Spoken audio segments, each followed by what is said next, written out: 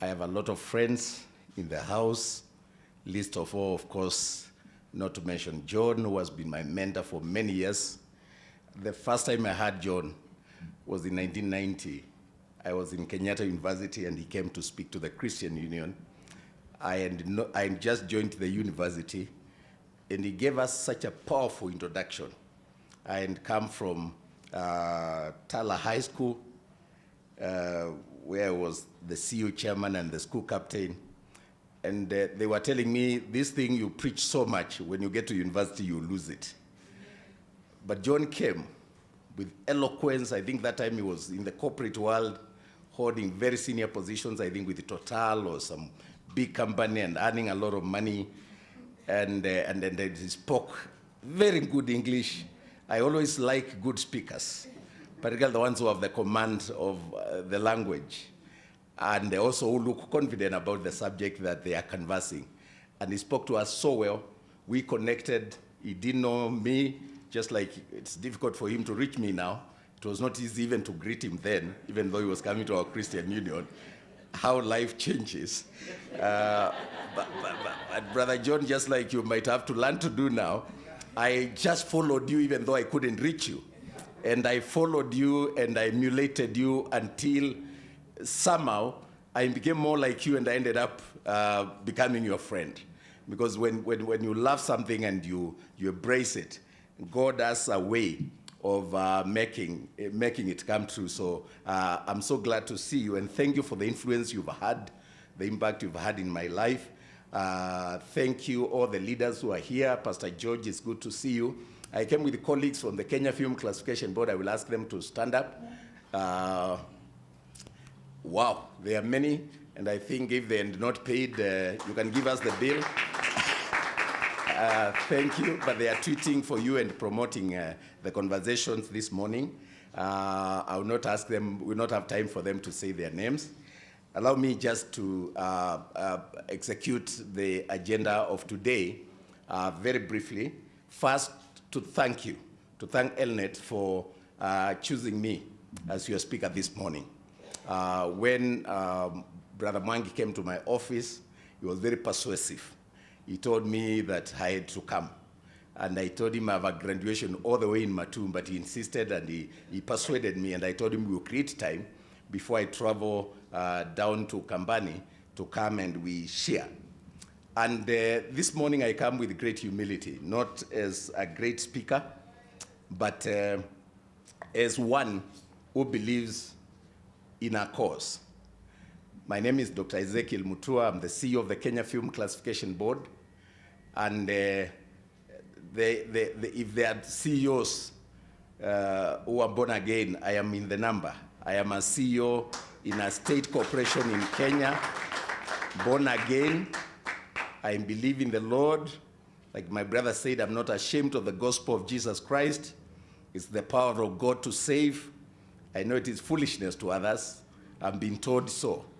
But it's not something I am making up just because I'm a CEO and I need the political protection or even the protection of the church. On the 23rd of June, 1984, when I was in Form 1, in an afternoon, I gave my life to the Lord Jesus Christ. And a few months later, I became a CU leader. You know, I was co-opted. I was later to become a prefect. And all my life, I found myself serving since that day. It's many years ago. A lot of guys here were not born. And even though it has been with fits and starts, ups and downs, sometimes, you know, I think when I got saved, they told us, Shida's Takwisha, they became more. And I've been a man of trouble and many afflictions, but the Lord is faithful. I can testify to those who believe in this Lord Jesus Christ that it's possible to serve him in different capacities. So from all those years, 1984 to date is about 35 years. That 5 years, I think that is experience enough if you really wanted to know something. I believed in that cause, interacted with the people who matter, like John, I think I am a friend to all the bishops in the city and in the country and overseas. I am mentored by bishops. When I was working for the nation, I started selling Christian films. And I started selling T.D. Jakes, Bishop T.D. Jakes movies and preaching even before family TV started. And I had those tapes just when the TV and the black and white and those things that we used to squeeze in. And therefore later on, even to become a personal friend of Bishop T.D. Jakes and to be able to relate with him, it's amazing. The journey has been amazing. So I don't know whether Ambassador Kariuki Kigo is here. The Consulate General of Benin to Kenya is in my speech. And founder and CEO of Safety Surveyors Limited. I was hoping would be here. Engineer Josephine Girakol, co-founder and Chief Operating Officer, Elris Communications. Justin Kimani, I think I've been introduced to you, sir. It's good to see you, and thank you for upholding the faith and, charting the way for us. ELNET officials, ELNET ethical awardees, invited guests, ladies and gentlemen, good morning. I just want to give my own personal story. But let me begin by talking about the subject today, ethical leadership and the Kenya we want. It is my considered view that leadership is about a cause, that there can be no leadership if there is no cause to champion. Even in a football team, when you see the captain, marshalling the troops and shouting and hailing to the players, there's a cause to win. They have to win the match. And when you get to the field, knowing that there's a cause that has to be won, then you become all the more focused. Because one of the challenges that we have is to have leaders who are not focused because there's no cause you are championing. And if you don't identify, define the cause, demystify it, get it clear, speak it, dream it. There used to be an advert that used to say, you dream, you sleep, Coca-Cola or something. And I think leadership is about living it. And there must be a cause. So number one, leadership is about a cause. It's about a cause. There must be a cause to champion, a cause to pursue. And we must be bought into the cause. Jesus Christ said, my work is to do the will of God. And a cause, short time in you, and to execute it with vigor and courage, and to execute it in a certain manner, and to be different. One of the things that helps people become great leaders is when they know the cause and they believe in the cause. Do we have a cause? What is it that we want to achieve as ELNET? I have heard about you, read about you, and I commend you. You few who have chosen to have a structured platform for governance in this country to push for ethical leadership, because there is a dearth of ethical leadership. That's a reality. We have many people who call themselves leaders, but leadership is not the title. Leadership is the testimony, is the doing. And therefore, that element of the doing and of service to other people is a great challenge to all of us. The other thing is that leadership is a personal decision. To be ethical is a personal decision. You can legislate on anything else, but ethics is a socialization process, but it's a decision that within that socialization, one has to agree to pursue individually. Leadership is action and results oriented. It must be structured, there must be a strategy, there must be a time frame, and you must identify the resources, and God provides when the cause is clear. There is no one I know who ever led, who had a cause, who had a cause, to champion, who lacked resources. It doesn't matter the environment.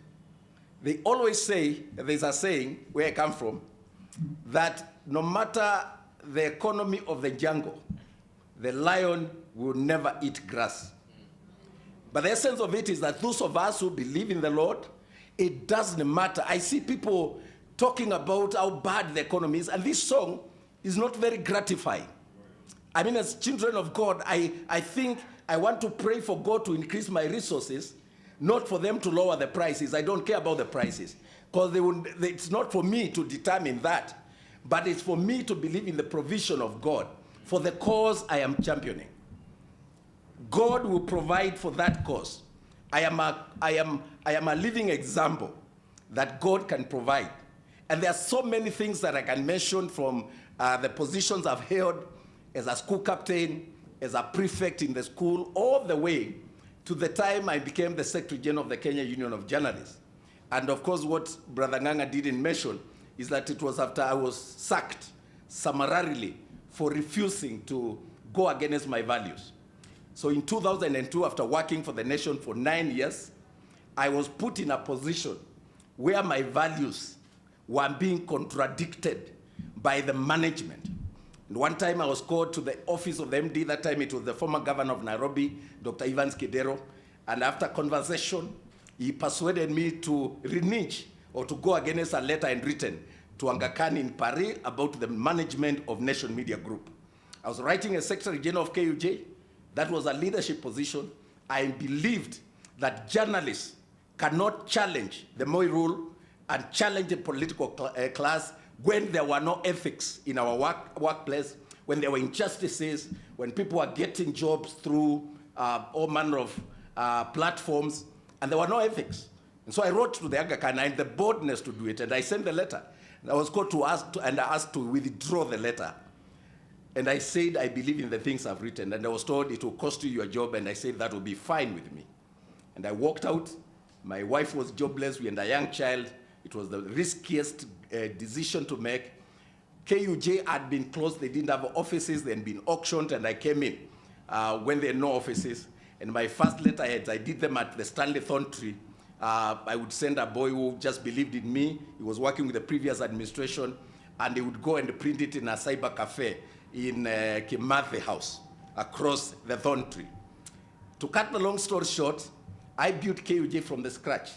And by the time I was leaving KUJ in 2007, when I became the Director of Information and Public Communications, it was a power to reckon with. It was a big, big, big organization. I used to sit with ambassadors in this country. I had dinner one time with President Bush in White House. It was a power to reckon with. One time when President Kibaki was being honored by President Bush, but the day before he left the country, Tom Mushindi, Kwamchez Makoa, and Chacha Mwita of Standard Group were arrested, and they were incommunicado. We didn't know where they were. And being the Secretary General of KUJ, I demanded that they be produced in a police station.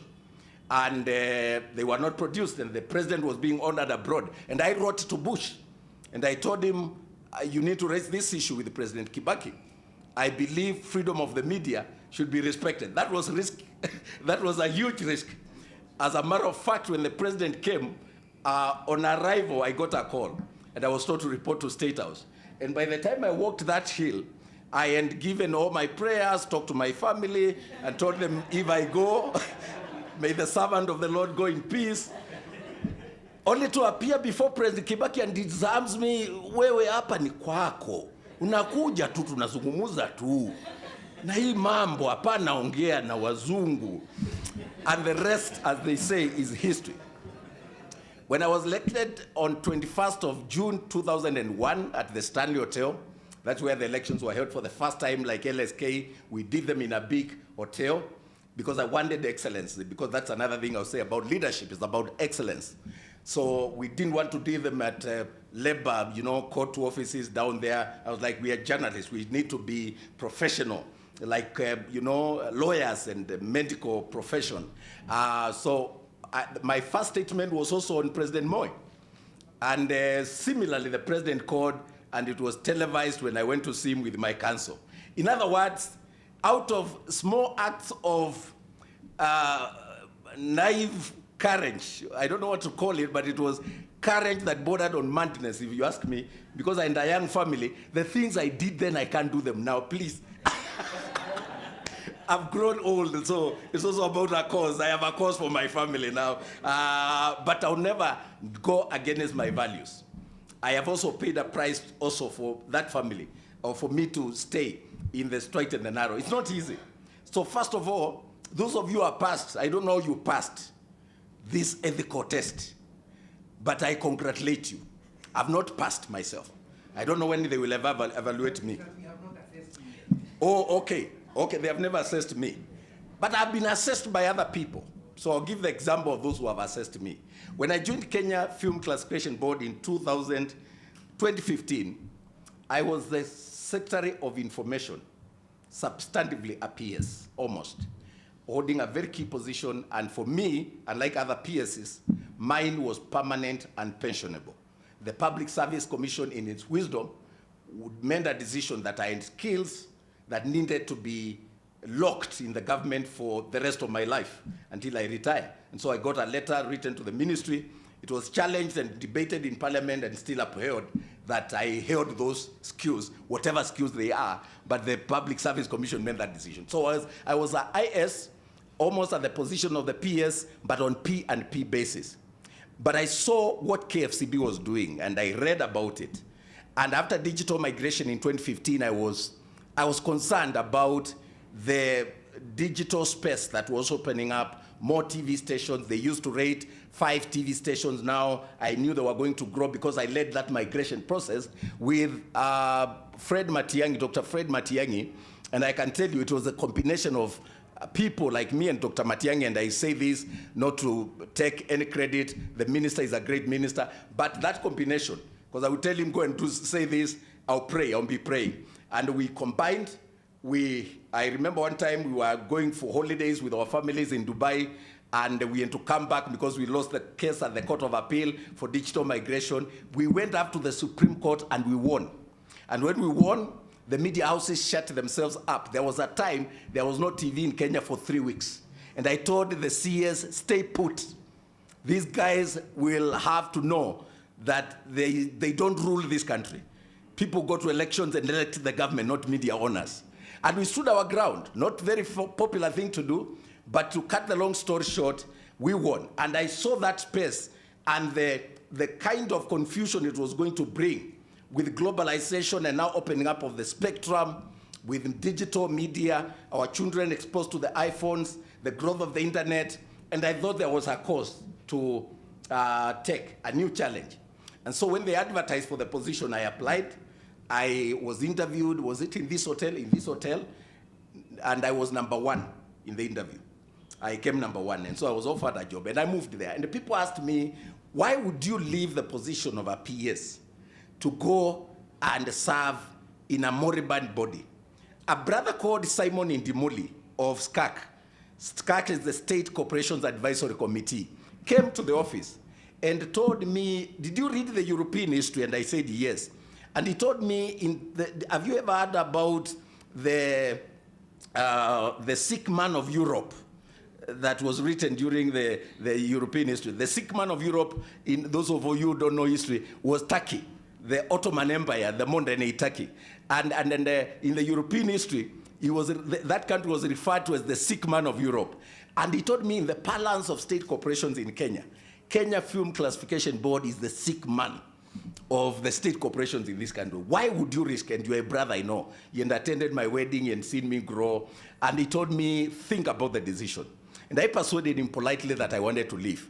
I went to CS Matiang'i, told him that I feel I have a cause to champion, and I wanted to leave. Because I told him, if we do not now guard this space, the influence of globalization, the bad content that will come out of this multiplicity of media, of media platforms, is going to destroy our children.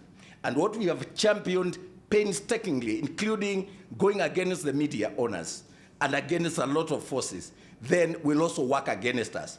So I need to go there and set the structures. On arrival, I banned 15 adverts. Two of them, not 3, were from Kenyan breweries. And I got calls that told me no one touches Kenyan breweries.